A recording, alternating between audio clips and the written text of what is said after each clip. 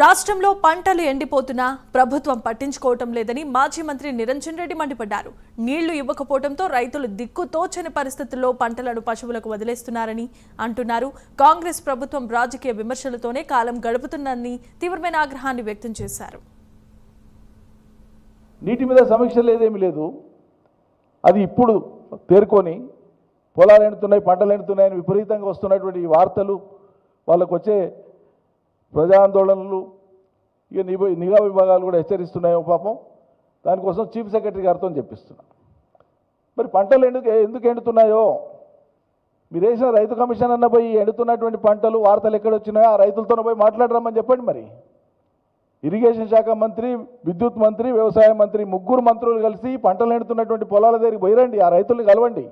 ధైర్యం ఉంటే ఈ పంటలు ఎండలేదు, ఎక్కడ కూడా ఎండుతలేవని ప్రకటించండి. ఈ ముగ్గురు మంత్రులు కలిసి ప్రభుత్వానికి చిత్తశుద్ధి ఉంటే రైతులు ఒట్టిగానే పంటలు మేపుతారానండి?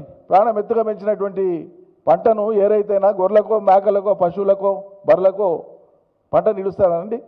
పెట్టుబడి, చెమట, రక్తము, వాళ్ళ కుటుంబ సభ్యుల యొక్క శ్రమ మనసు పెట్టి పనిచేస్తారు కదా రైతులు. బురదల, మట్టిల, ఎండకు, ఆనకు అంత ప్రాణమెత్తుగా పెంచినటువంటి పంటను ఒట్టిగానే పశువులకు వదులుతారా? ఏం తమాషా చూస్తుంది సర్కార్? నాకు అర్థం కాదు.